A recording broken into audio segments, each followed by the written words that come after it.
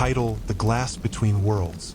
On the morning of her 17th birthday, Alara woke to find frost patterns on her bedroom window that hadn't been there the night before. Delicate, spiraling shapes that looked like feathers or runes. She leaned closer, breath fogging the glass, and touched a fingertip to one. It shimmered, not melted, shimmered, as though the pattern was a veil, and her touch had stirred it. Behind the frost, for the briefest instant, she saw a forest that didn't exist. Silver leaves, a sky with 3 moons, a figure tall, cloaked, watching her. Then it was gone. She stumbled back, heart racing. Outside, her world was the same. The old oak, the cracked bird bath, the sleepy suburb of Grey Hollow.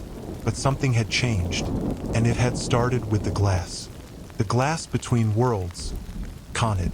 Alara stood frozen in place, her breath still visible in the air as though it was morning in the middle of winter. It wasn't, of course. Late spring had swept through Grey Hollow like a warm breath, the flowers blooming in wild bursts, the birds singing their usual songs at dawn. But this moment felt different. There was a tightness in the air, as though the earth itself was holding its breath. Her fingers hovered over the frost on the window, but she didn't dare touch it again. What had she seen? A forest with silver leaves? And that figure? She tried to recall the vision, but the image was already starting to blur at the edges, like a dream slipping away with the morning light. Her heart thudded in her chest, and her palms were clammy as she stepped back from the window, shaking her head. Maybe she was still half asleep. Maybe she'd imagined it. The wind had been strange last night, after all. A storm had come through, though it hadn't left any trace. A dream, that's all it had been. But a part of her wasn't so sure. Alara hurried to get dressed, pulling on a soft sweater and jeans, trying to shake the unease that had settled in her chest. She didn't have time to linger on oddities. It was her birthday, after all. Downstairs, her mother was bustling around the kitchen, humming under her breath, setting out a plate of pancakes with whipped cream and strawberries. A small stack, just for her. "Morning, sweetie," her mom said, not looking up as Alara wandered into the room. "Morning," Alara replied, trying to sound normal, though her voice came out quieter than usual. Her mom gave her a quick glance, but didn't seem to notice the shift in her mood. "Happy birthday, honey," her mom added with a warm smile. "I made your favorite, don't forget to eat. You're going to need your energy for today." Alara nodded and sat at the kitchen table, reaching for the fork, but her eyes kept drifting to the window. No frost remained. Nothing was out of the ordinary, yet the unease gnawed at her. "Thanks, Mom," Alara murmured as she pushed the pancake around on her plate. Her mom was watching her closely now, a slight frown forming between her brows. "You okay, sweetie? You look a little pale." "I'm fine," Alara said quickly, forcing a smile. "Just not quite awake yet." Her mom raised an eyebrow but didn't push it. "All right, well, you know we're going out later. Your dad's coming over for dinner, and I thought we could go to that new cafe you like for lunch. Sound good?" "Yeah, sounds great," Alara replied, but her mind was elsewhere. The vision from the window, the shimmer, the figure. She couldn't shake the image from her mind. Maybe it was time to ask someone about it. After breakfast, Alara left the house in a rush, her backpack slung over one shoulder. She wasn't really in the mood for school today. Who could be on their birthday? But there were no excuses. She'd already skipped school the previous Friday to avoid the birthday chaos that usually came with being the center of attention. As she walked to the bus stop, her thoughts wandered back to the strange vision. Maybe it was just some weird glitch in her brain, a side effect of staying up too late binge-watching fantasy shows the night before. But what if it wasn't? What if the thing she had seen, the forest, the figure, was real? What if there was something else out there, beyond the normal world she knew? The bus ride was uneventful, though Alara felt like she was in a fog the entire time. She barely registered the chatter around her or the way the morning sunlight danced on the rooftops of the houses they passed. Her head kept returning to the frost, the shimmer, the impossible world she'd glimpsed. When she finally arrived at school, she was still lost in thought. The last thing she wanted to do was explain why she was so off today, so she kept to herself, slipping into the hallways unnoticed. That was when she saw him, a boy she hadn't seen before. He was standing in the courtyard, leaning against a pillar near the entrance of the school. He was tall, with shaggy dark hair that fell just above his eyes, wearing a long coat that looked like it belonged in another era. He seemed out of place, but there was something about him that felt familiar, like she'd seen him somewhere before, but couldn't place where. Alara froze. Her heart skipped a beat. The boy's gaze shifted toward her. He didn't smile, didn't even look surprised to see her staring. His eyes were dark, almost black, and there was something in them, something unspoken. A whisper, or perhaps just a feeling, rushed through her mind. The glass is thin. She blinked, and when she looked again, he was gone. 2 hours later, the day had passed by in a haze for Alara. The vision, the strange boy, the cryptic words, it was all too much to process. All she wanted was to get through the day without falling apart. But that was hard to do when she couldn't stop thinking about the impossibility of it all. By lunch, she was more than ready to leave. As soon as the bell rang, signaling the end of the school day, she grabbed her bag and rushed out of the building. She had to see him again. The boy. Her curiosity was pulling at her like a magnet. Maybe he had answers. Maybe he knew something about the vision, about the forest, about the frost. But when she stepped outside, there was no sign of him. The courtyard was empty, save for a few groups of students hanging out near the lockers. No boy with dark eyes. No tall figure in a strange coat. Just her. She sighed and made her way to the bus, pulling out her phone to check the time. Her stomach growled, reminding her that she hadn't eaten much that morning. She scrolled through her messages, nothing important. A birthday wish from her best friend, Zoe, asking if she wanted to meet up later.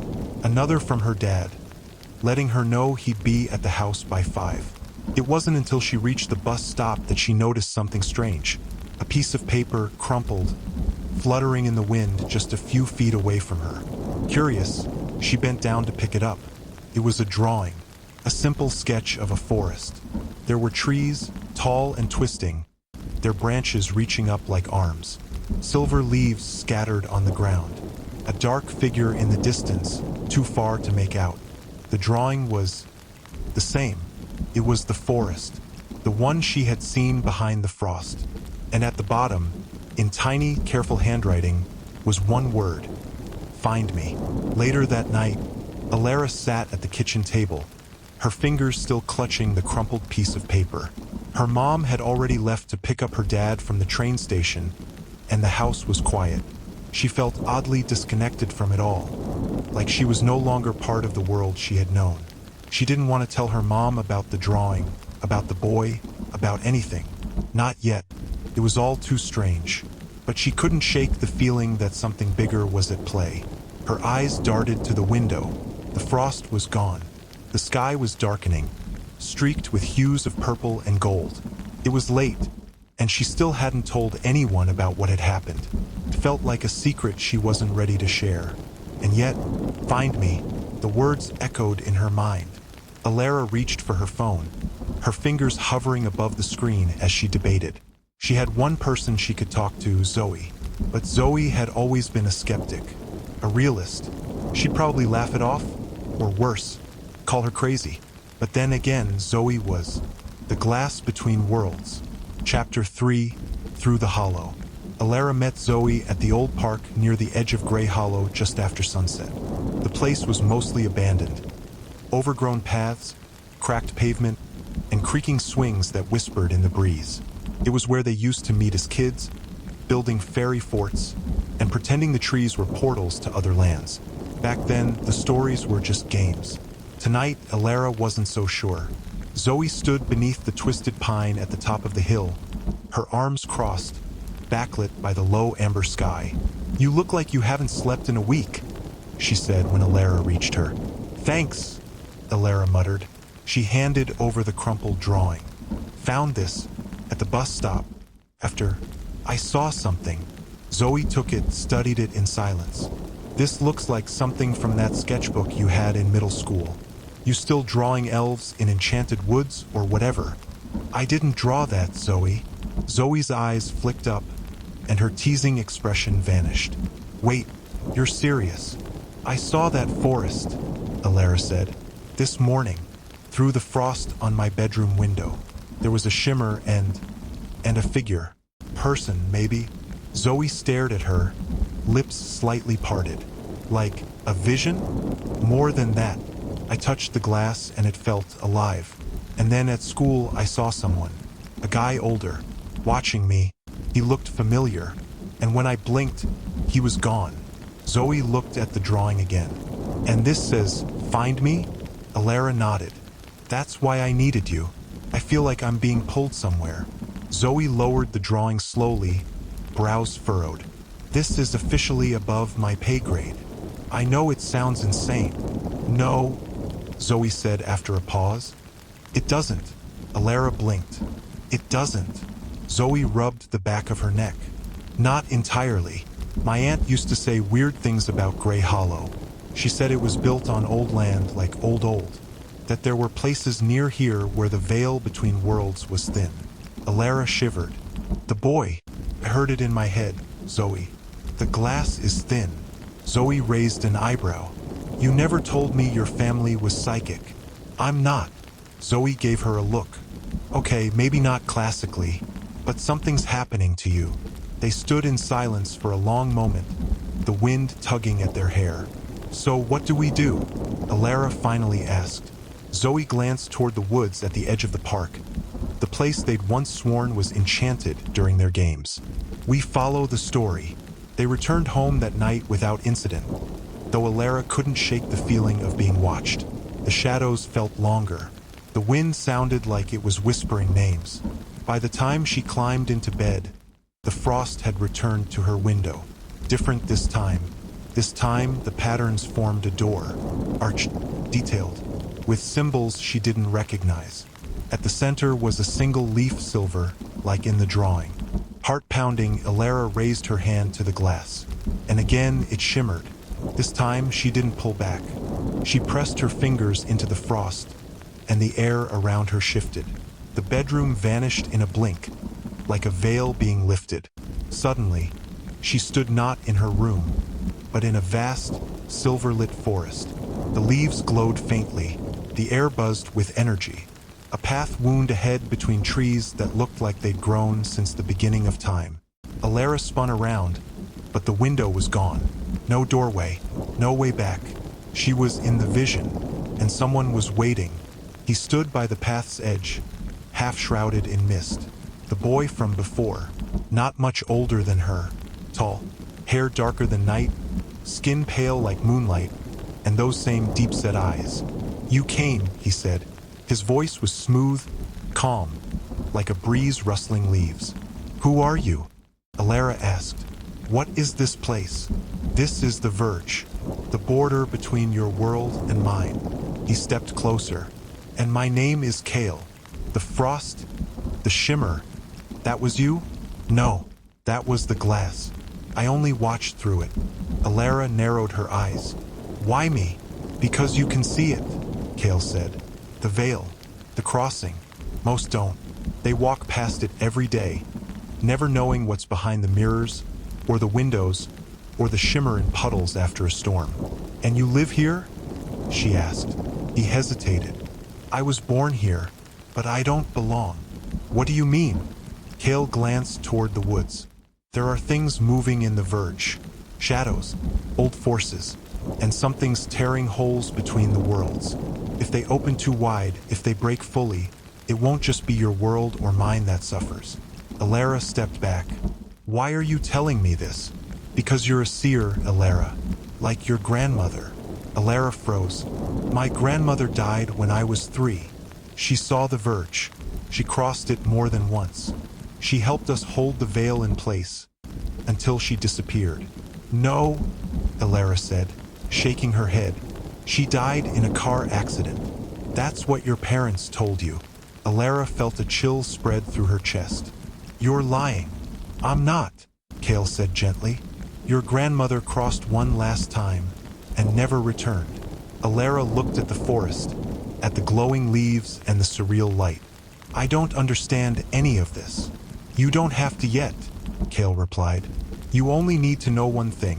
The next time the frost comes, you'll have a choice. Open the glass or don't. But if you do, you'll be part of something very old. And very dangerous. He reached into his coat and handed her something. An old key, delicate and silver, shaped like a leaf. When the time comes, he said, use this. And then the forest darkened. The light vanished. The cold swallowed her. Alara woke with a gasp. She was back in her bed. The window was normal. No frost, no shimmer. But in her hand, clenched tight, was the silver key. Chapter 4, Fractures. The next morning, Alara told Zoe everything. They sat in Zoe's room, surrounded by books and posters and old fairy lights. Alara had barely slept, her mind looping over Kale's words. The key, the forest. So, Zoe said, after a long pause, your grandma wasn't just the world's coolest crocheter. She was a dimension-hopping secret agent for the veil between worlds. I know it sounds ridiculous. No, Zoe cut in. Actually, it doesn't. Alara looked at her. You believe me? Zoe exhaled. Let's just say I've always wanted to believe. And now there's proof. She pointed to the key, which shimmered faintly under the fairy lights. That's not normal. I don't know what I'm supposed to do. Did he say when the frost would come again? Alara shook her head. Just that I'd know. Zoe stood and walked to her bookshelf, pulling down an old leather-bound volume. This belonged to my aunt, she said. It's full of weird stories about Grey Hollow, ghost towns, hidden doors, and something called The Verge. Alara leaned closer as Zoe opened the book. The pages were filled with handwritten notes, strange symbols, and maps of places that no longer existed. This entry, Zoe said, pointing, talks about a forest between worlds, guarded by shadowy figures and accessed through frost runes. She turned the page. Here, seers are rare, born once a generation. Their blood echoes with the Verge's call. I'm not magic, Alara said. No, Zoe agreed, but maybe you're something else. That night, Alara stared at her window until she fell asleep. No frost came, but in her dreams, she heard whispers, not words, names, and one of them was hers. Chapter 5, The Echo of Names. The next few days passed in a strange blur. Alara walked through her life like someone dreaming, constantly listening, watching. She checked her window every morning, searching for signs of frost, but the glass remained clear. At school, she drifted through classes, her mind trapped in the memory of silver forests and Kale's voice. Only Zoe kept her grounded, feeding her old journal pages, legends, anything that hinted at the Verge. And then, on the fifth night, the frost came again. It appeared slowly, whirls curling like vines across the glass. But instead of a forest or doorway, this time it formed words. 3 names: Mira, Jorin, Halden. Each one pulsed faintly with a silver glow. Alara, a voice whispered. Not in her room, but in her mind. She bolted upright in bed, the key still hanging from the chain she'd started wearing around her neck. Her breath fogged the air, even though her room was warm. The names shimmered again. Her fingers brushed the frost. The world shimmered, too. This time, she didn't hesitate. She stepped forward and through. She landed in a place that wasn't the silver forest. This place was darker. Twilight, the air thick and still. Twisted trees lined a stone path, black and smooth like obsidian. Strange lights pulsed overhead, faint, greenish-blue glows like drifting will-o'-the-wisps. Kale was there, waiting. You came. You knew the frost would return. He nodded. It always does. And now it's time for answers. Alara followed him down the path, their footsteps quiet against the obsidian. What are the names? She asked. He looked at her. Those were the last seers, the only ones left who can anchor the Verge. What happened to them? They vanished. Alara stopped walking. Like my grandmother? Kale nodded. The Verge is being fractured. Something old is awakening, something that was supposed to be sealed long ago. Seers keep the walls strong, but if too many disappear, the glass between worlds breaks, she finished. He said nothing, and that was answer enough. They walked on until they reached a clearing. At the center stood a monument, stone, etched with countless names. Alara stepped closer. Her breath caught. Near the bottom, in faded silver script, Leora Thorne. "My grandmother," she whispered. "She helped us for years," Kale said. "She was strong, but she knew too much. And when the balance started to break, she went to find what caused it. And she didn't come back." "No," Kale said, "but she left something behind." He reached under the collar of his coat and pulled out a small pendant, identical to Alara's key. "Yours was meant for you. This was hers." He handed it to Alara. The moment she touched it, her surroundings changed. A memory surged through her. Her grandmother, tall, silver-haired, fierce, stood in the same forest. She held the key, whispered words Alara didn't understand. Behind her, 3 figures stood in shadow: Mira, Jorin, Halden. Their faces were hidden, but Alara felt their presence. "The veil grows weak," her grandmother said. "The fractures spread. If I don't return, you must find her." "Find who?" Mira asked. "The girl," Leora said.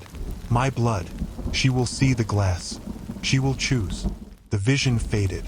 Alara stumbled backward, breathing hard. "That was real," she said. "She knew this would happen." "Yes," Kale said.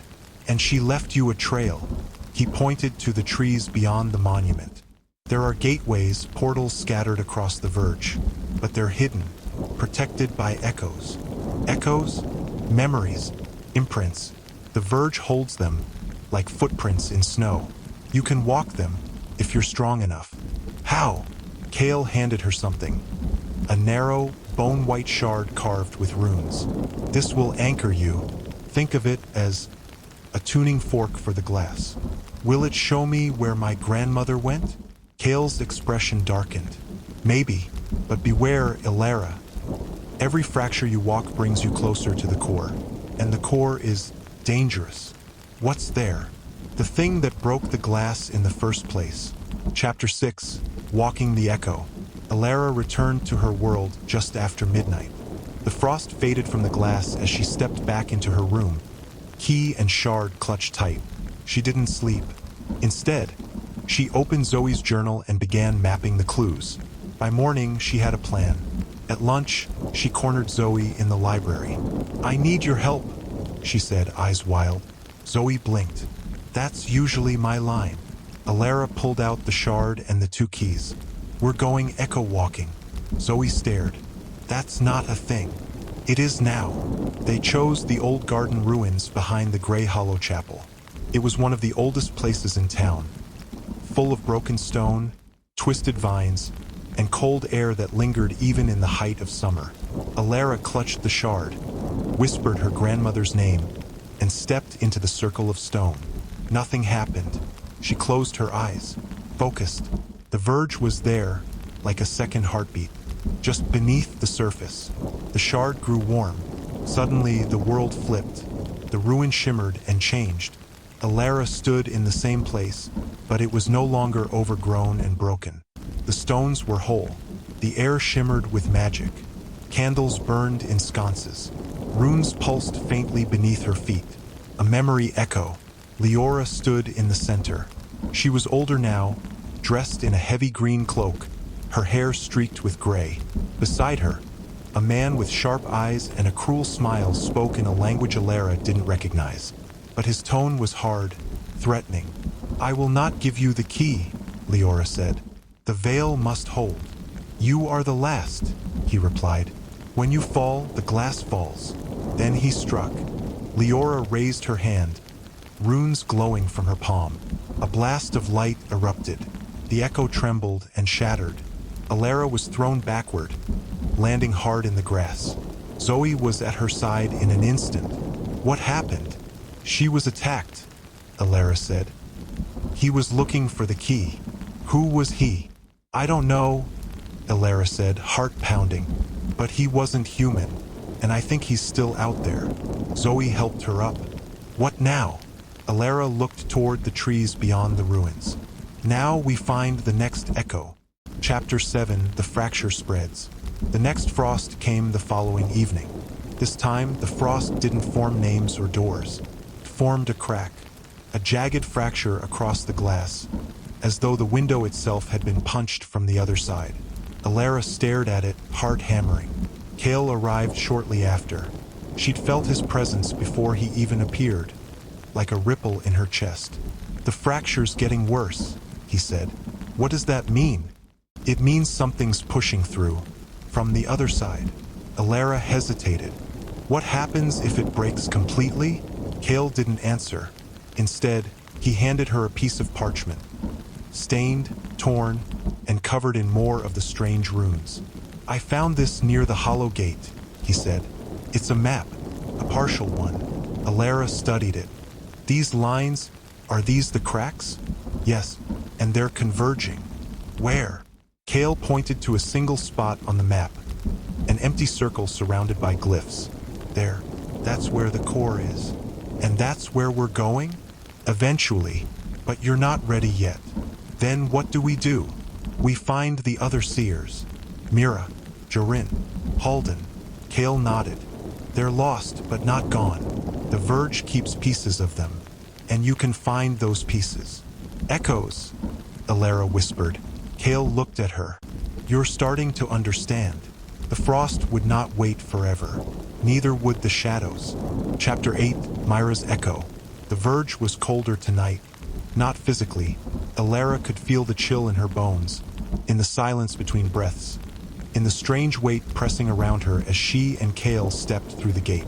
This part of the Verge looked different from the shimmering woods or the obsidian paths. Here it was twilight, permanent. A sky the color of bruised amethyst loomed overhead, scattered with stars that pulsed like memories. "What is this place?" Alara asked quietly. Kale didn't respond immediately. He crouched by a ridge of blackened earth, running his fingers through the ashy soil. "This was a sanctuary," he finally said. "A place where seers trained before the Verge began to unravel. Mira was stationed here." "What happened to it?" Kale's expression darkened. "It was fractured. Something pushed through, left this place half-frozen in time." Alara glanced around. The landscape was split. One half of the terrain stood pristine, smooth white stone spires and elegant archways entwined with silver moss. The other half, it was withered, burned, and twisted, like a cancer had devoured it. "Are we safe here?" "No," Kale said, "but we're close." They followed a cracked path through the shattered sanctuary. Strange echoes rippled across the ground.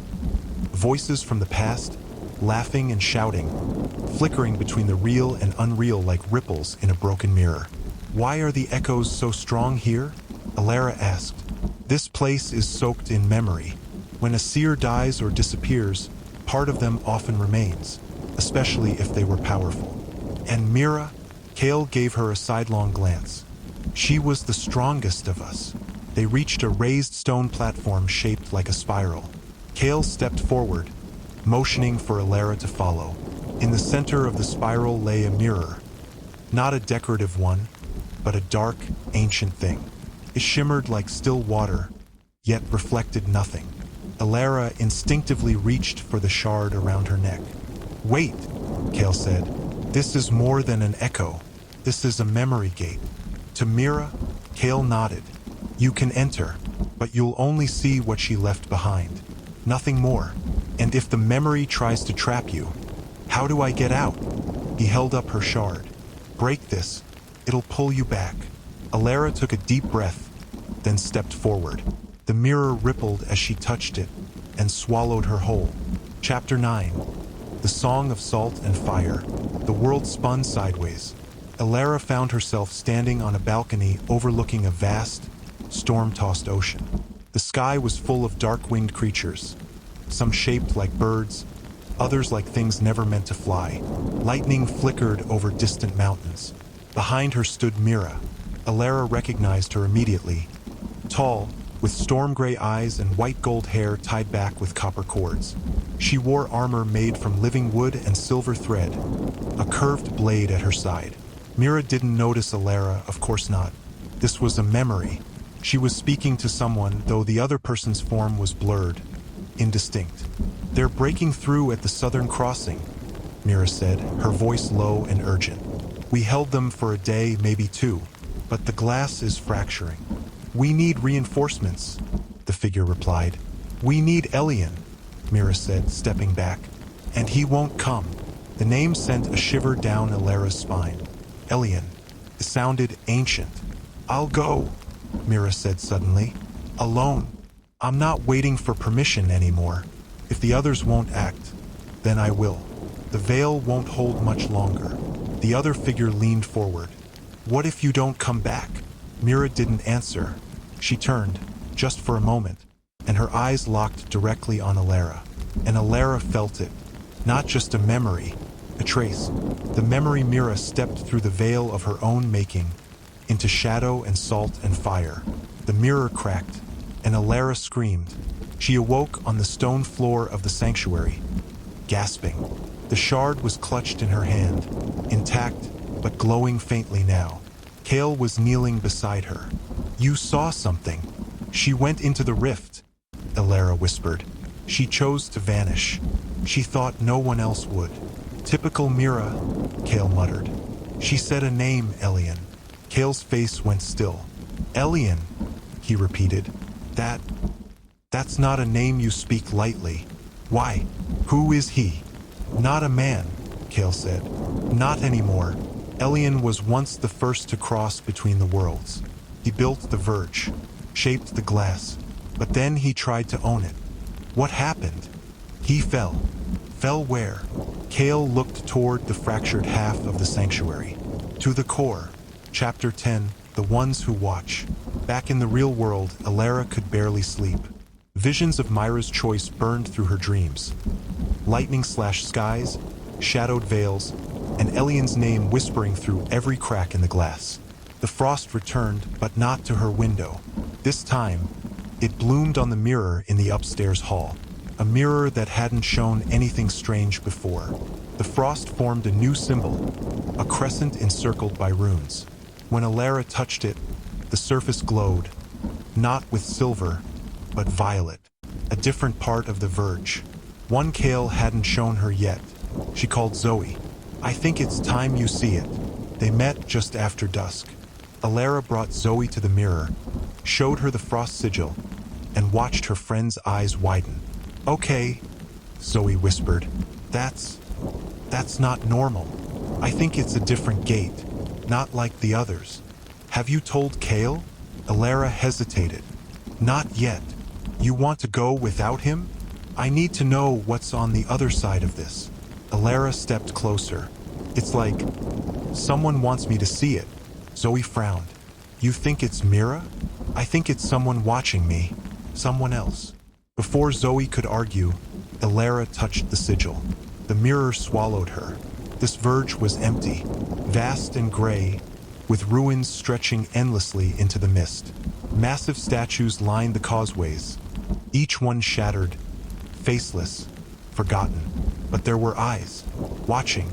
Alara turned in a slow circle. Figures stood at the edge of the fog. Dozens of them, featureless, cloaked, not hostile but not exactly welcoming either. One of them stepped forward. "We've been waiting," it said, voice echoing like stone grinding on stone. "Who are you?" Alara asked. "We are the witnesses. We remember what the verge has forgotten." "Did you send the sigil?" The figure nodded. "Why?" "Because your name has been spoken in the core." Alara went cold. "By who?" "Elian stirs," the figure said, "and he dreams of seers." "Why me?" "You are the last, and the first." The cycle turns again. Alara shook her head. "I don't understand." "You will," the witness said, "but not here. Go to the deep echo. Find the second, Jorin. His memory hides where light does not reach." The fog thickened, the voices faded, and the world pushed her out. She landed back in the hall, gasping. Zoe caught her before she fell. Alara! Alara clutched her friend's arm. He knows me. Who? Elian. Zoe went pale. Okay, that sounds really bad. It is. Chapter 11. The Deep Echo. Kale didn't like that she'd gone alone. He said nothing for a long time after she told him, only stared at the horizon of the verge, his jaw tight. You shouldn't have gone without the shard. I had to, Alara said. And what did they tell you? That Elian is awake, that I'm being watched, and that the next seer is in the Deep Echo. Kale's jaw tightened further. Then we don't have much time.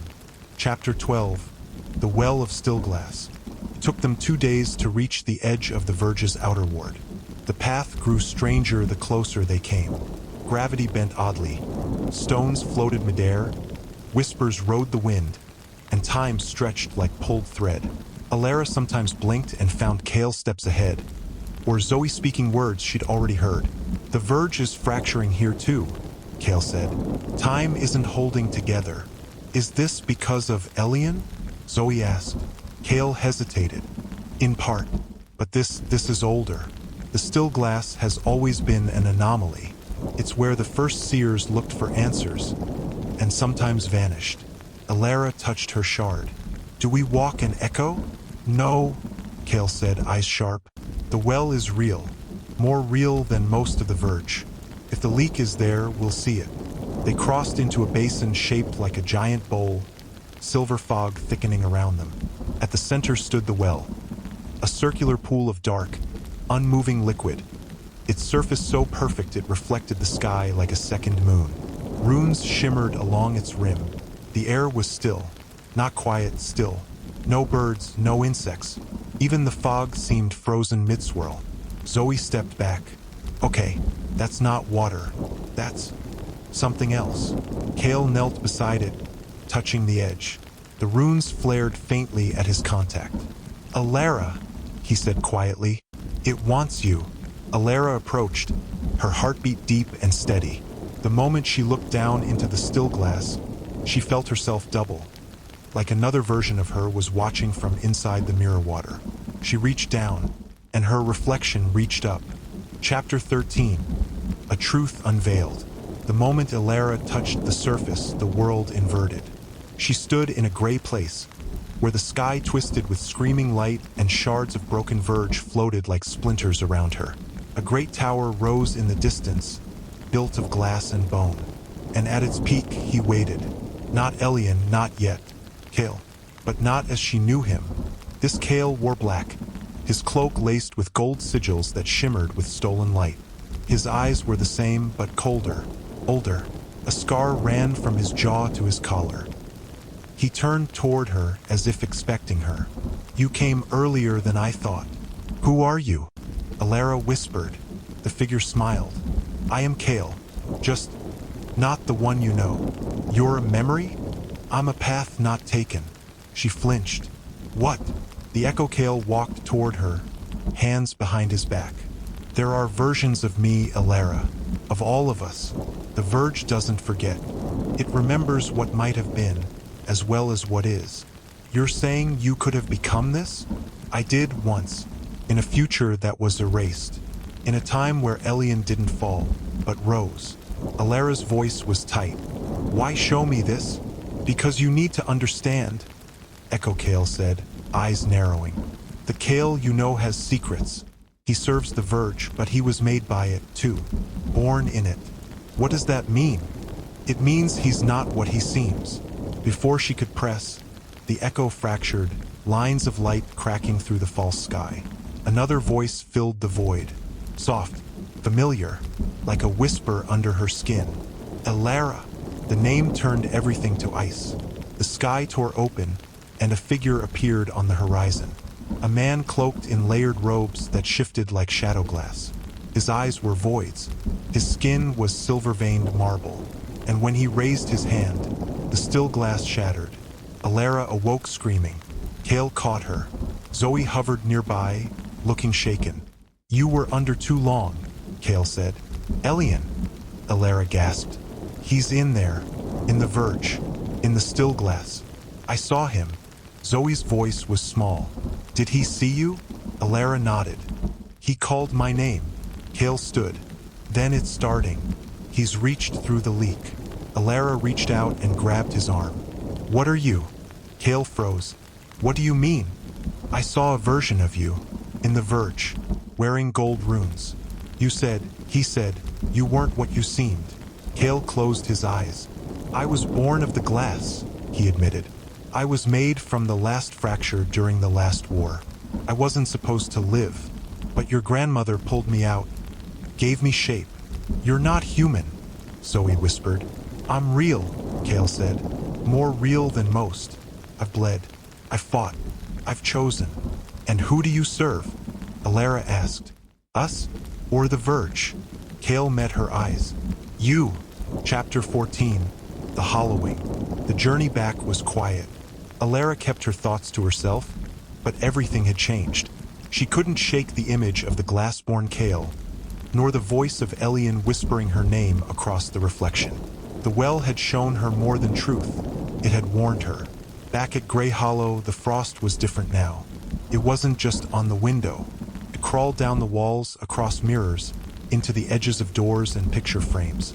Any reflective surface became a conduit. Elian's reach was growing. Zoe checked her phone and gasped. "Okay, that's not right."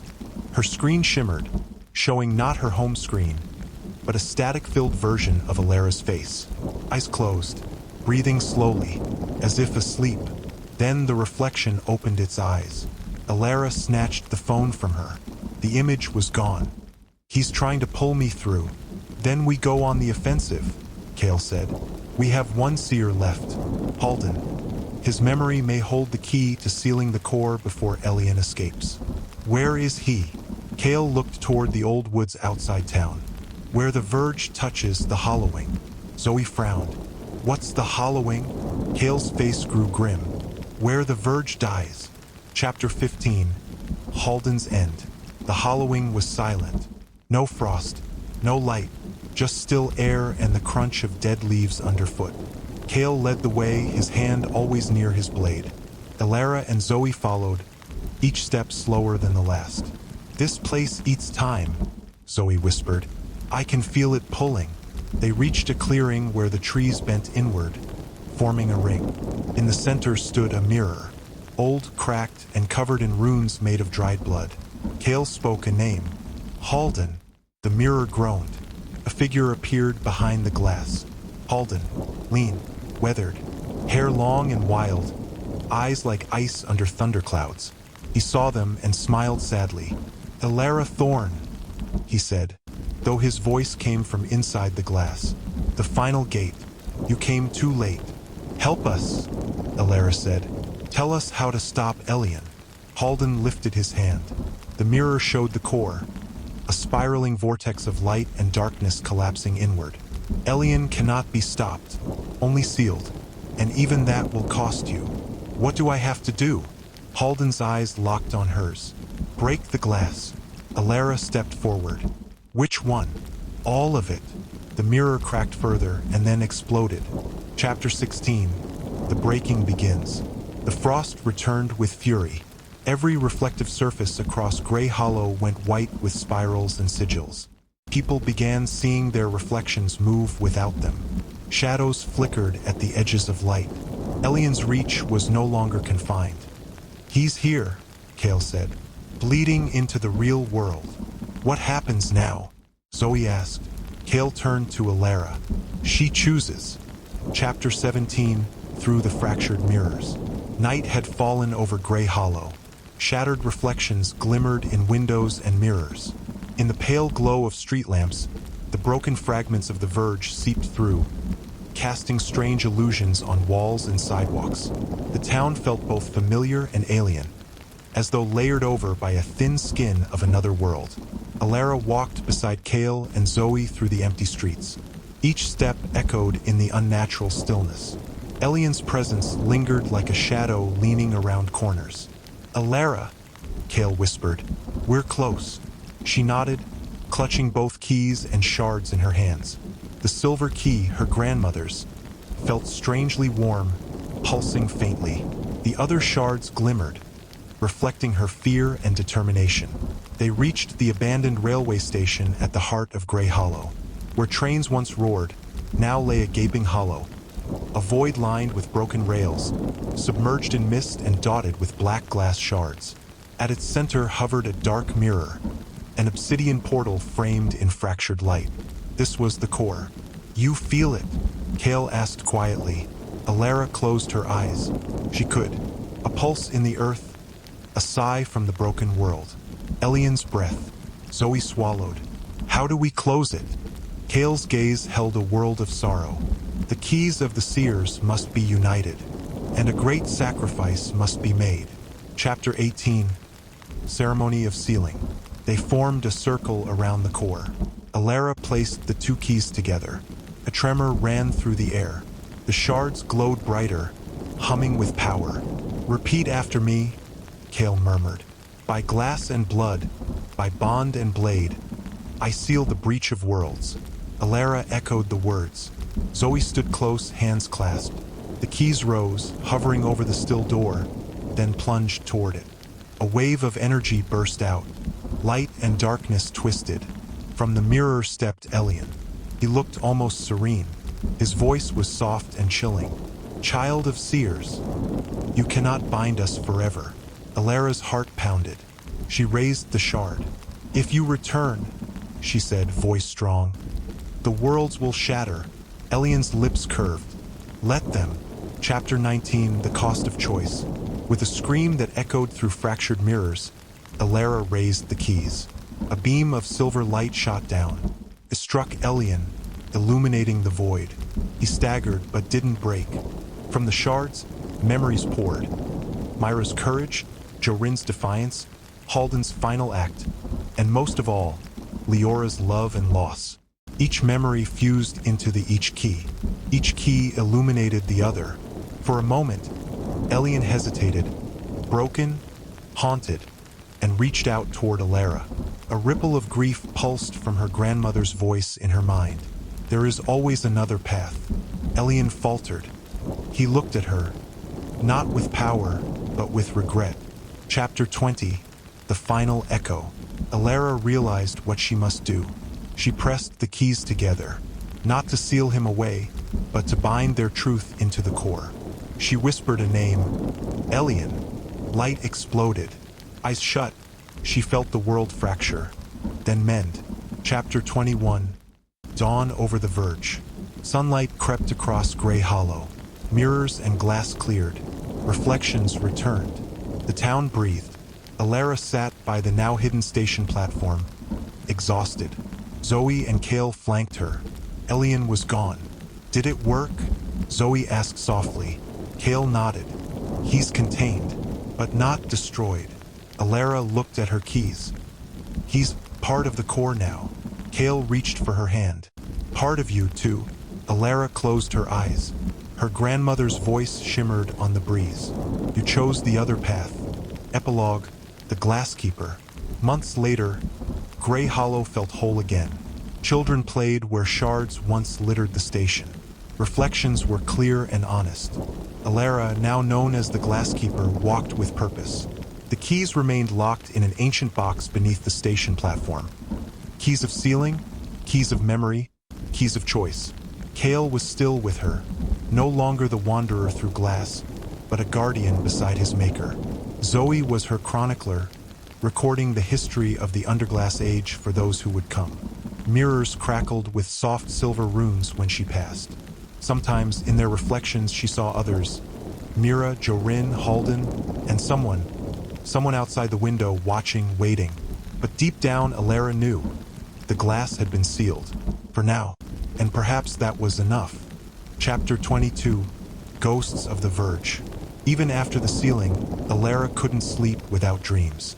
Sometimes she stood at the threshold of the core again. Sometimes she saw Elian, not with rage but with sadness. Other nights, she saw her grandmother standing in a library of mirrors, smiling softly but never speaking. Kale knew better than to ask about them. He'd begun to dream as well, strange places with no gravity, where time folded in on itself, where he saw versions of Alara that had never lived. Zoe had been compiling what she called the Mirror Codex, a record of their journey, the history of the seers, and the truth of the Verge. She'd published part of it online, calling it fiction. It went viral, but none of them said what they all knew. The Verge was quiet, not gone, never gone. Chapter 23, The Three Seals. 3 keys had bound the breach. The key of memory passed through Alara's bloodline. The key of shape, drawn from Kale's origin in the glass. The key of echo, born of Halden's sacrifice. The last had not been meant to survive, but it had. Alara now carried all 3, fused into a single artifact that pulsed with faint blue light when danger drew near. She'd locked it away beneath the old train station.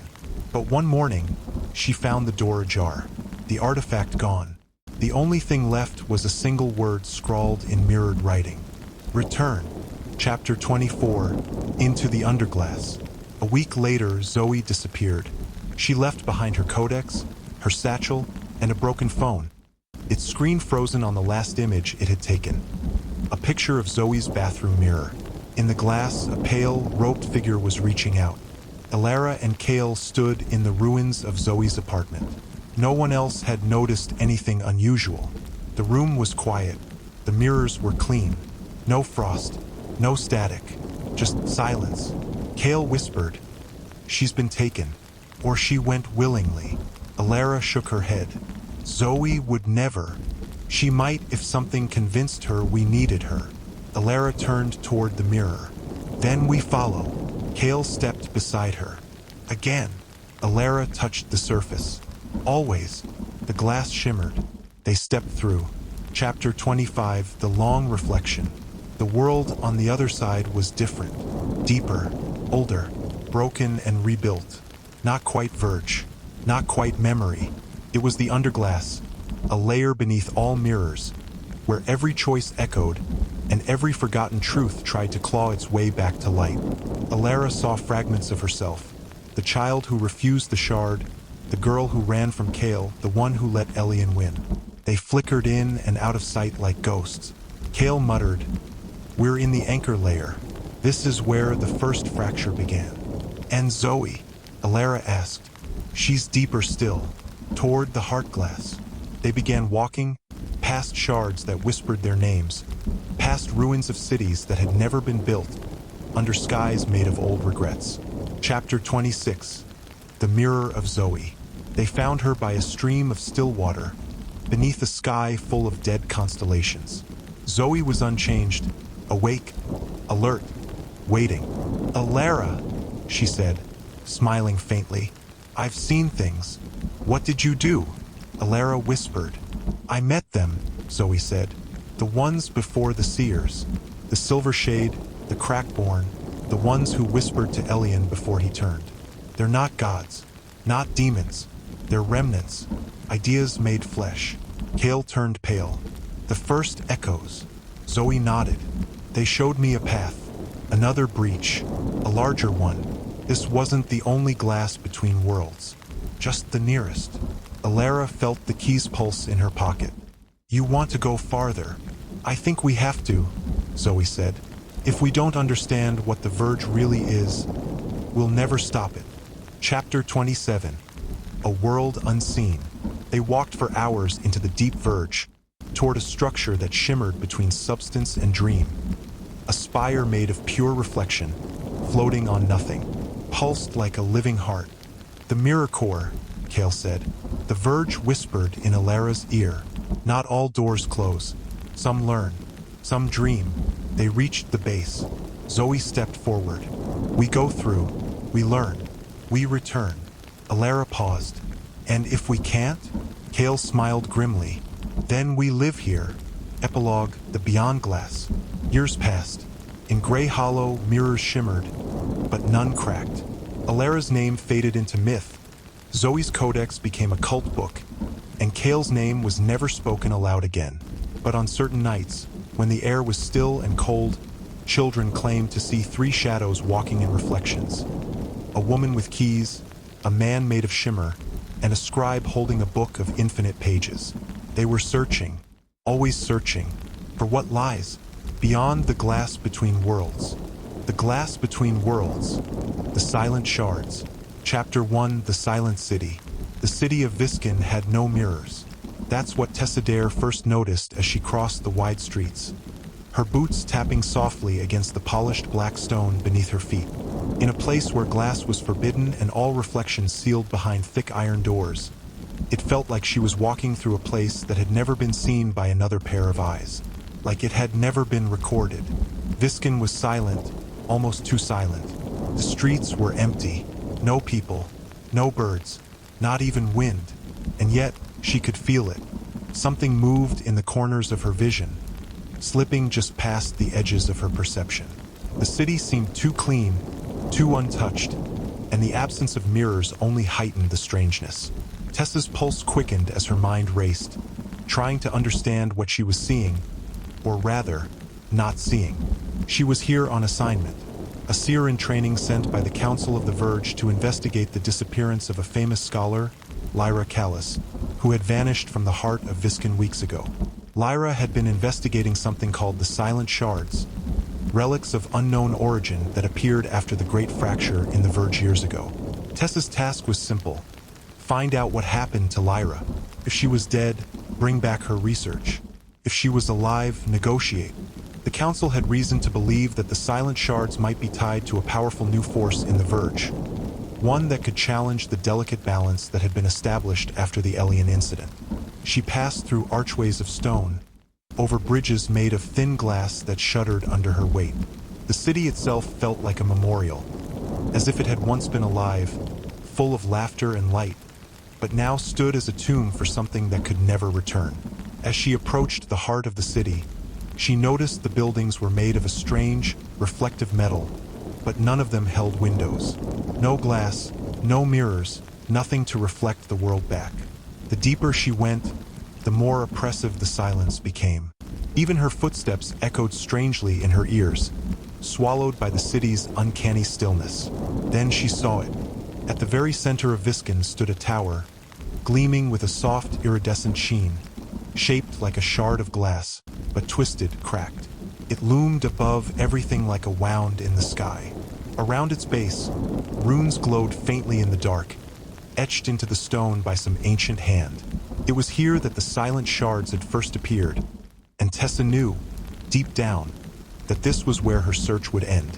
Chapter 2. The Scholar's Labyrinth. Tessa approached the tower cautiously, her senses on high alert. The building was unlike anything she had seen before. Its surface was smooth, yet rippled with a shimmer that made her think of the way glass appeared just before it shattered. It almost looked like the tower was alive, breathing in the night, its surface shifting with every heartbeat. A door stood at the base of the tower, heavy iron, engraved with strange symbols.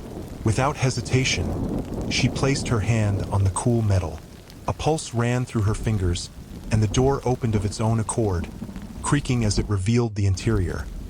A labyrinth of books, papers, and broken mirrors. The air inside was thick, filled with the scent of dust and something metallic, like blood that had been spilled long ago but never cleaned. Tessa stepped inside, the door closing softly behind her. The tower was silent, yet there was a feeling in the air, a hum, almost imperceptible, like an echo of something that had once been.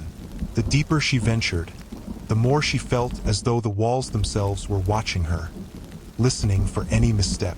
The shelves were lined with ancient texts, their spines cracked with age. A few manuscripts were open, ink faded but still legible in places. But it was the Silent Shards that caught her attention, scattered around the lab like relics of a long-forgotten civilization. They glimmered with an eerie light, pulsing softly, as if they held the essence of the city itself inside. Tessa's fingers hovered over one shard, its surface smooth but jagged along the edges, like it had been torn from something larger. She closed her eyes and focused on it, feeling its energy resonate through her. It was unlike anything she'd ever encountered. Not just a fragment of glass, but something older, more dangerous, and yet familiar. Then she heard a voice. It was a whisper at first, coming from somewhere deep within the labyrinth, echoing around the room. Tessa froze, every muscle tensed, listening intently. Tessa Dare, the voice called. I've been waiting for you.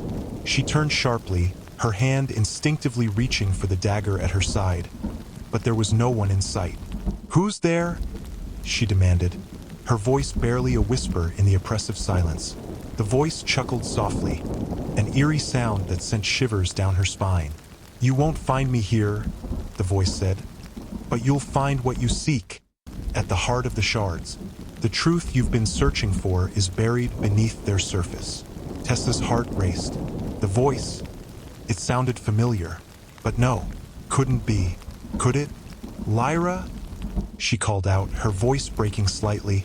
The voice fell silent, and then the air in the room seemed to shift, as if something was stirring beneath the surface of the world. The silent shards began to vibrate. Chapter 3. The Echo Beneath.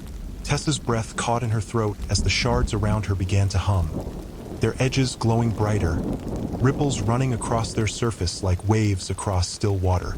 The labyrinth around her shifted. The shelves rearranged themselves. The walls moved, closing off pathways she had passed just moments ago. She wasn't alone. The shards had awoken, and now they were watching. The pulse of energy grew louder.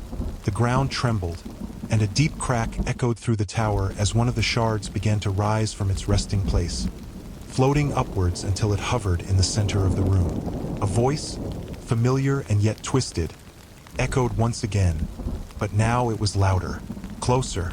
Tessa! She stepped backward. Her heart was pounding in her chest as she raised her hand, summoning the magic she had only just begun to master. She had to defend herself. She had to... The floating shards split open, revealing a figure inside, covered in shadows. It was Lyra, or at least a version of her. Her eyes were wild, filled with a cold intensity, and her voice sounded like 1,000 whispers.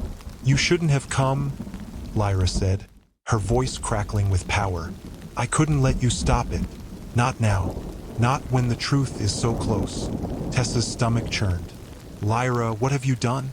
I've opened the first gate, Tessa. The shards have a purpose, and you are part of it. Chapter 4. The Fracture Gate. Tessa's mind screamed to run, but her feet stayed rooted. Lyra's body floated, suspended within the glowing shard, half translucent, her eyes dim with starlight, her voice threaded with echo. You remember the stories they told us, don't you? Lyra whispered. About the seers? About the core being sealed. Tessa's jaw clenched. I remember the truth. Alara Thorn sealed the breach. She stopped the verge from swallowing us whole. Lyra's laugh was low and mournful. Did she said, or did she only push the fracture deeper, where no one would see it crack again? The shards around the room flared, projecting images into the air like reflections on the inside of a shattered dome. Tessa saw cities in glass, spires melting under skyless voids. She saw people she recognized, Zoe, Kale, even Alara, caught in a labyrinth of mirrors, moving in circles, endlessly echoing themselves. They didn't stop it, Lyra said. They trapped it, and now it's leaking back through the world. The shards aren't remnants, Tessa. They're seeds. Seeds of what? Lyra smiled, and for a moment, Tessa saw something in her face that wasn't madness, but clarity. Memory, Lyra said. Worlds that want to come back. Lives that were erased when the Verge first tore. Entire versions of us, screaming to be remembered. Chapter 5. A Voice in the Shard. Lyra's image dissolved back into the shard, but the energy she stirred remained. The room shuddered, no longer stable. Shelves folded in on themselves. Books vanished in reverse flames. Glass threads stitched across the walls like spiderwebs. Tessa gritted her teeth. This isn't memory, she muttered. This is corruption. The shard closest to her vibrated again. Not in threat, but in invitation. She approached. Reflected inside, it was not her own face, but another version of herself. Hair shorter, skin bruised, her eyes cold with decisions made in the dark. This other Tessa looked up. You need to listen, she said. Tessa staggered back, her breath catching. The image didn't blink. I tried to close the gate, the other her said. I failed. I shattered instead. You're the next link. Don't let Lyra finish the pattern. What pattern? Tessa asked, but the shard cracked, and the image was gone. Chapter 6. Beneath the tower, Tessa ran, not out of fear, but purpose. She pushed deeper into the tower. The labyrinth twisted around her. She moved by instinct, the fragments humming around her, aligning. The pulse in her bones drew her downward, to a stairwell carved in obsidian, lit by shards embedded in the walls. At the bottom, a room of mirrors, circular and endless. Each pane was a door, each shimmer a choice. In the center, a single shard larger than the rest, shaped like a diamond blade, floated above a pedestal. The surface was black and depthless. The fracture gate, a construct built by the first seers, meant to hold the bleeding heart of the verge in check. It should have been dormant. It was now awake. Tessa approached. Her hands trembled. From behind, Lyra's voice returned, soft and distant. "You see it now, don't you?" she said. "This wasn't built to seal. It was built to divide." Tessa turned. Lyra wasn't behind her. She was within the shard, her body now fully merged with the crystal. Her voice pulsed through the chamber. "The verge was never just a wound," she said. "It was a filter, a way to keep us from remembering all the lives we never lived. But the shards are bleeding. And what's on the other side?" Tessa's eyes narrowed. "What is on the other side?" Lyra smiled. "Us, but worse." Chapter 7, Memory Reborn. The chamber cracked open. Through the fracture gate, light spilled. A silver flood full of images and voices, emotions not her own, decisions she never made. Tessa saw a version of herself leading an army through the verge. One where she had killed Alara. One where she had become Elian. Each fragment of identity surged into her mind. The pressure was unbearable. Her knees hit the stone floor. Her hand reached for the shard, and a voice rang through the gate, slicing through the noise. "Tessa, don't touch it." She looked up. It was Kale. Not a memory, not an echo. Kale stood in the reflection, real and breathing, his shimmer barely holding form. "You're not ready," he said. "How are you here?" Tessa whispered, stunned. "I'm still in the beyond glass, but the shards are sinking. We can see through, just barely." Behind him stood Zoe, codex in hand, and behind her, Alara. She looked older, worn, a scar above her eye. "Tessa," Alara said, her voice both commanding and kind. "You're not the first they've chosen, but you might be the first who chooses right." The gate pulsed again. The shard in Tessa's hand cracked. Lyra screamed through the mirror. "Don't listen to her." Alara lied. Tessa closed her eyes. She felt the verge trying to pull her into every version of herself at once. Tyrant, martyr, killer, savior. None of them were true, or maybe all of them were. She breathed deeply, raised the shard, and made a choice. Chapter 8. The Mirror We Carry.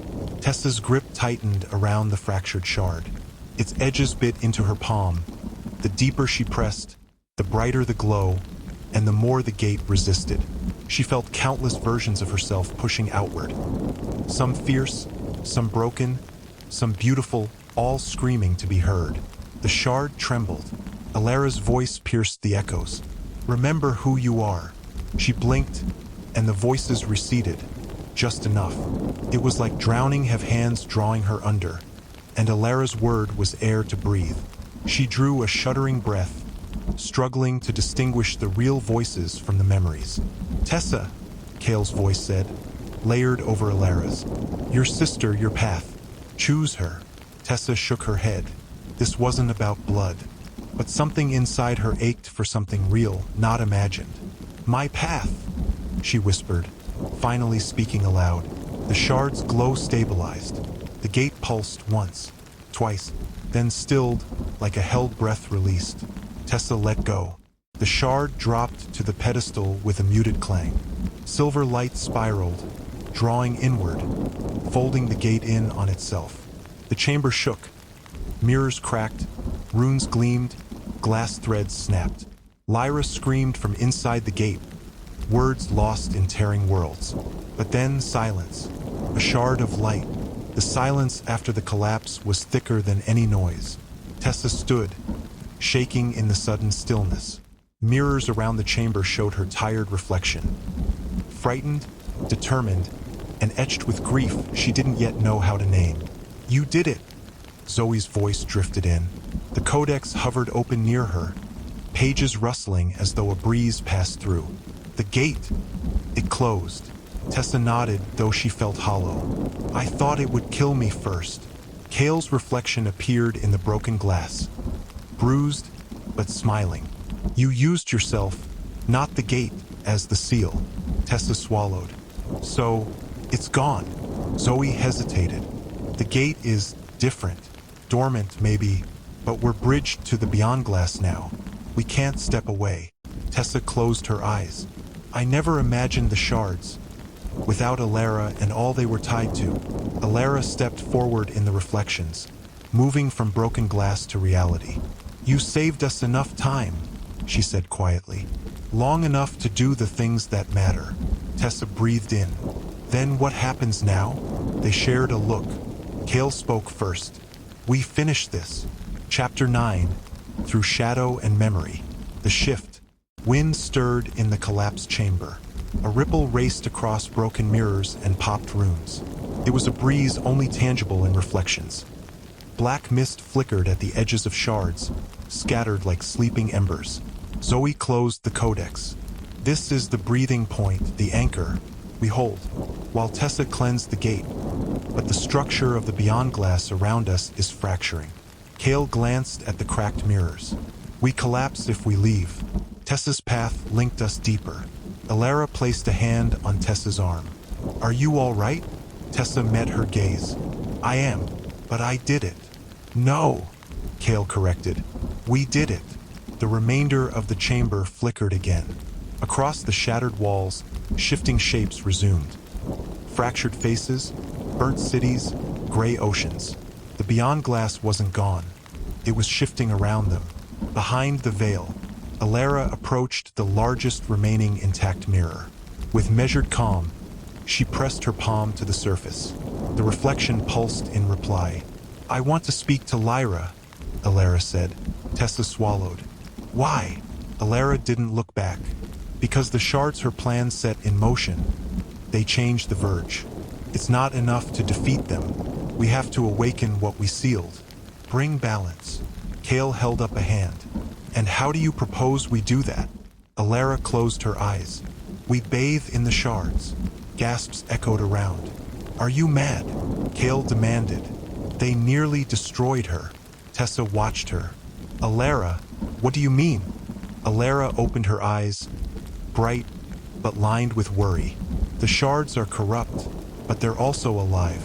If we cleanse them using the light of seers, it doesn't just revert them, transforms them." Zoe frowned. "I don't want to read about this in the codex later. So no, I don't like it." Alara nodded at the displeasure. "You won't be writing it because we're going to do it. Starting now."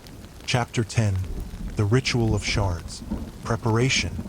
They gathered scattered silent shards, each blinking like wounded eyes, on every pedestal, shelf, and floating cluster in the chamber.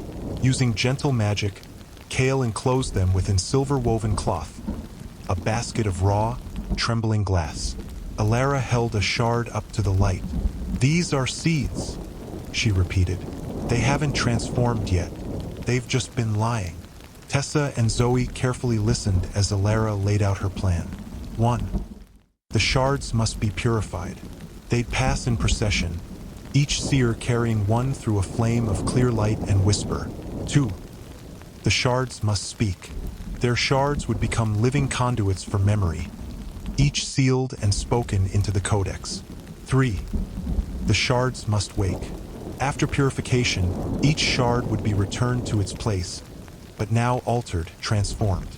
Kale placed a hand on her shoulder gently. "There's no margin for error."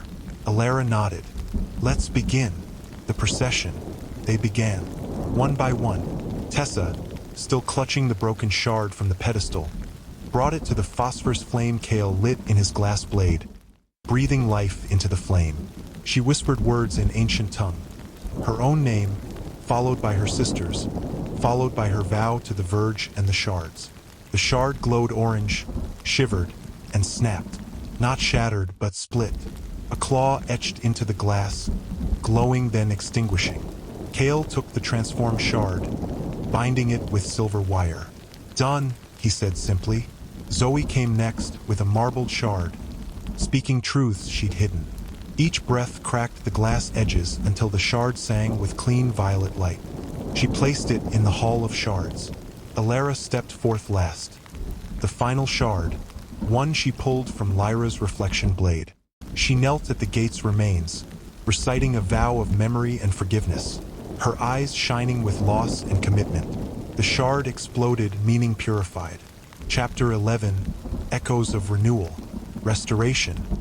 The shards pulsed at their stations.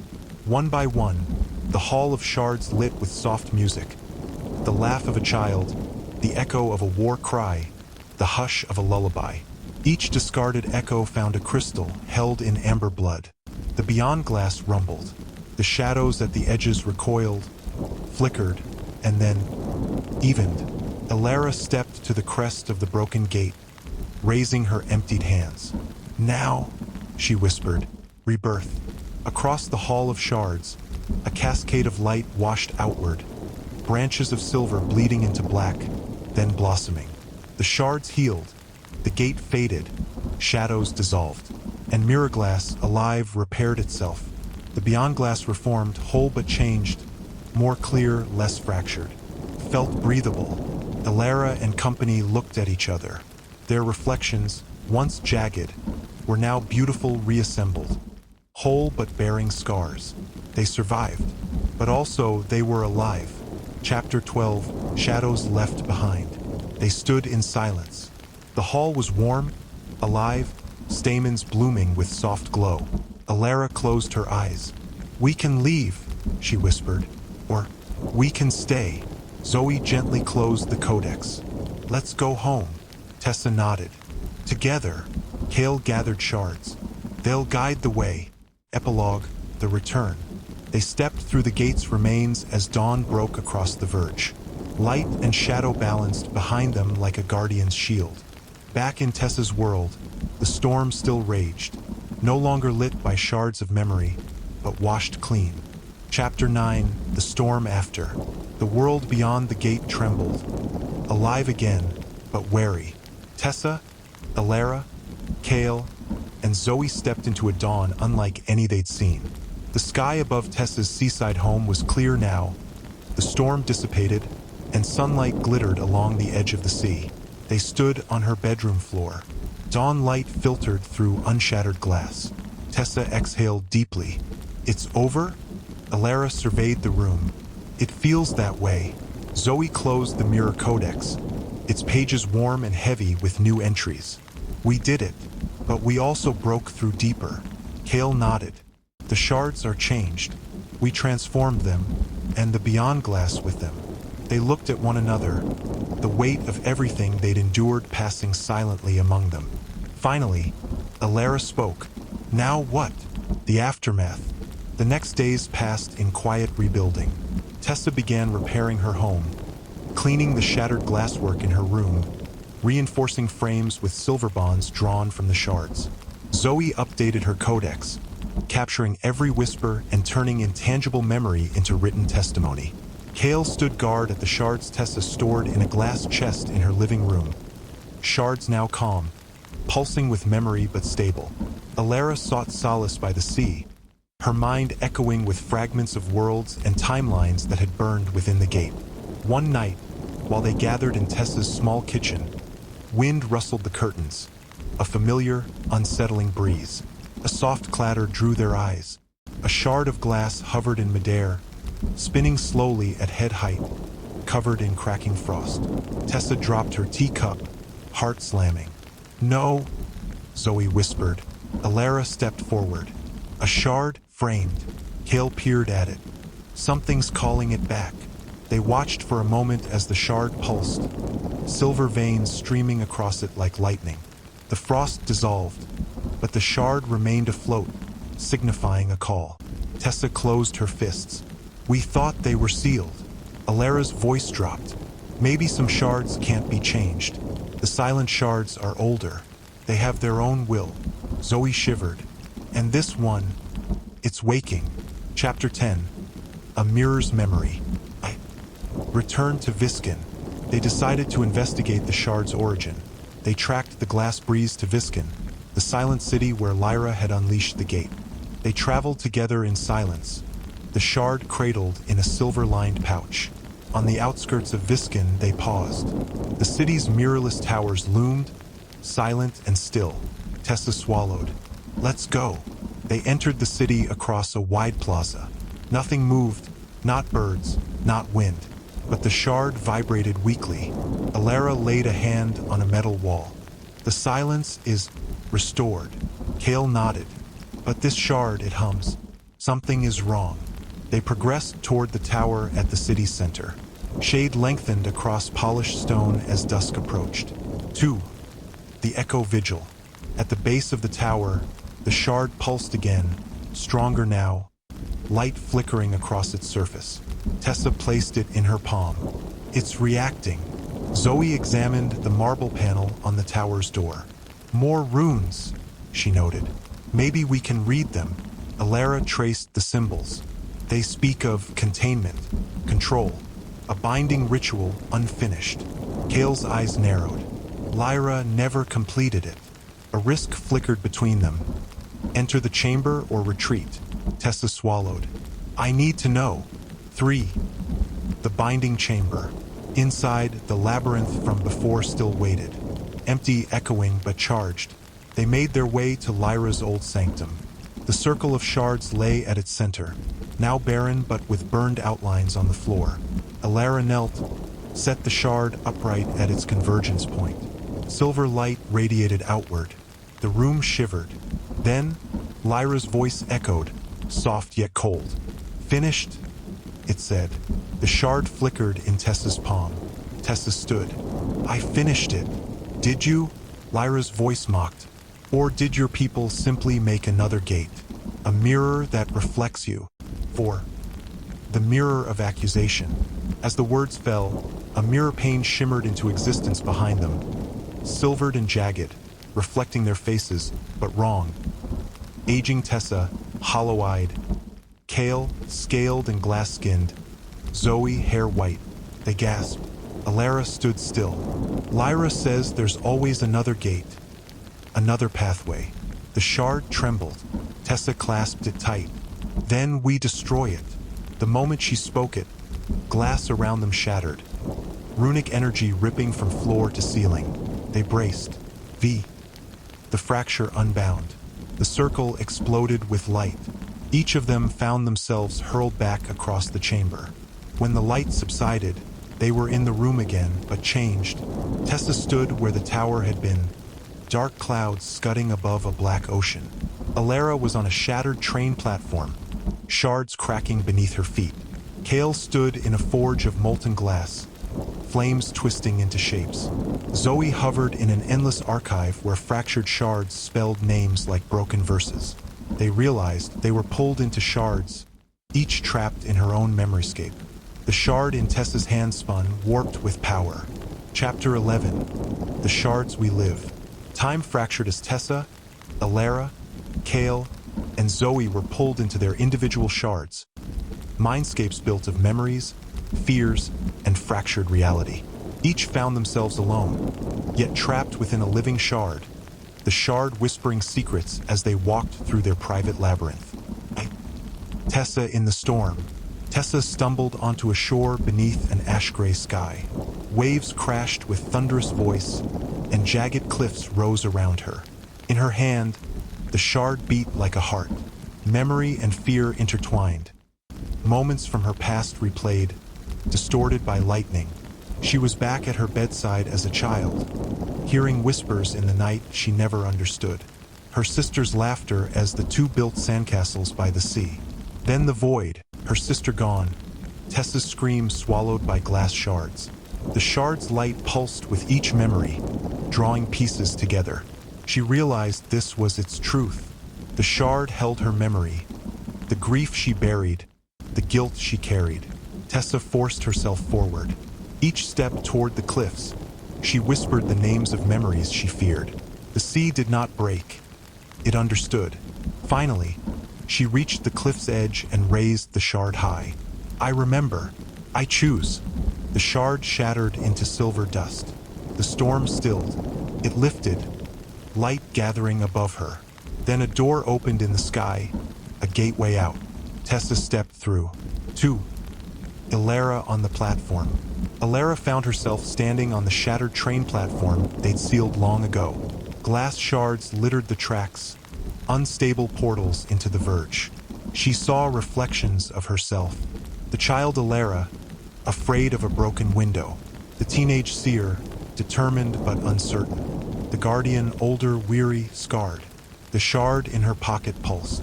Voices of every era whispered, "Fix it again. Rewrite it. Seal him again." The pressure nearly broke her. Then she heard Kale's voice, echoing from somewhere else. "You can't fix every fracture." Ilara knelt, raising the shard to her lips. "Then I choose this fracture." She pressed it to her heart. The shards around her glowed, the platform repaired in shards of light. Her reflections all solidified into her current self. She walked onto the tracks.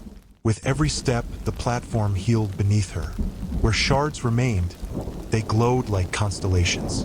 At the end of the platform, the opposite mirror of the broken station appeared. She stepped through. 3. Kale in the forge. Kale's mindscape seared with heat, the forge of molten glass. Flames roared, glass warped in the inferno. Each wave of heat carried memories of creation and destruction. His birth from the verge's last fracture. Leora's hand shaping him.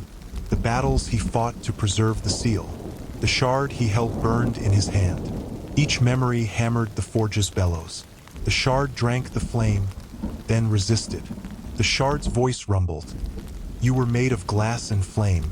Will you forge your destiny or shatter into shards?" Kale squared his shoulders. He stepped into the fire, shielding the shard. The fires then retreated, giving him room. Heat became warmth. With determination, he blacksmith forged the shard onto his arm, melding it into durable silver glass, an extension of himself. When he emerged, the fire's roar fell silent. Embers drifted in peaceful stillness around him. A door of cooled glass stood before him. He walked through it. For Zoe in the archive. Zoe found herself in a vast archive. Books, journals, shards floating endlessly. Each volume held a person who had touched a shard. Their stories, their endings, their names. She glimpsed a child who sealed a fracture but forgot herself. A warrior who became glass and never spoke again. A scribe, Ilara's granddaughter, writing in a mirror-bound journal. The shard in Zoe's hand glowed with collected truth. Stories cannot be destroyed. But a hush descended. A volume fell open before her. It was her own story, with blank pages beyond a certain point. Zoe knelt, tear in her eye. "I am not erased." She placed the shard on the volume's spine. Words flowed backward from the shard into the book. Her story reinstated, her voice restored. Shelves collapsed in applause. The archive reorganized itself into a single door of glass and ink. Zoe smiled, stepping through. Chapter 12. Convergence and Return. All four found themselves drawn toward a single mirror portal in the deeper edge of the tower. Their paths converged. They emerged as one, in the chamber where Lyra's gate had been. The silent circle lay empty, but living shards gathered around the four where they'd stood before, transformed and calm. "You've passed the trials," Ilara whispered. Tessa laid the empty shard on the pedestal. But there were more shards. Kale knelt and brought them all into a pouch. Shards from each realm, all purified, all whole and alive. Zoe stepped forward. "Now we rewrite the map." She opened her codex. Pages glowed with arrows and names and futures. She touched the shards to the pages. "We chart the new safe places in the verge, the healed fractures, Light spread across the floor. Runes buzzed and then stilled. A new constellation of seals, each shard a star, each path guarded. Epilogue, a new covenant. Weeks later, back at Tessa's home by the sea, the shard chest glimmered in the corner. Outside, the sunrise reflected off the waterer. Clear, stable, alive. Alara's voice broke the quiet. "We're not done." Kale watched the ocean. "But this is enough for now." Tessa looked at Zoe. "The codex is ready." Zoe closed it. "The first chapter of what will be written." They each held a shard, and the shards hummed in response, calm, steady. Tessa echoed it simply, "Together," and they were, together, keepers of a deeper peace across fractured worlds.